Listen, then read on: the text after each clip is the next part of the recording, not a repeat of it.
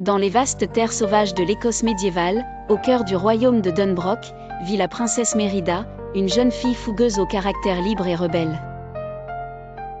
Fille unique du roi Fergus, un guerrier valeureux, et de la reine Elinor, gardienne des traditions, Mérida est destinée à un mariage arrangé dès son plus jeune âge.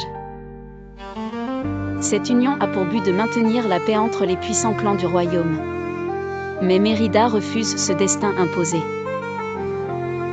Passionnée de tir à l'arc et d'équitation, elle s'oppose farouchement aux attentes de sa mère, avec qui elle entretient une relation tendue. Lors d'un grand tournoi organisé pour choisir son futur époux, Mérida surprend tous les clans en remportant l'épreuve de tir à l'arc, défiant ainsi les règles établies. Son geste provoque un scandale et marque le début d'un conflit ouvert entre tradition et liberté. Cherchant un moyen d'échapper à ce futur qu'on lui impose, Mérida s'enfuit dans la forêt où elle rencontre une sorcière. Elle lui demande un sortilège pour changer la volonté de sa mère. La sorcière lui remet un gâteau enchanté. Mais l'effet du sort est dramatique, Elinor est transformée en un ours sauvage. Ce retournement plonge le royaume dans le chaos.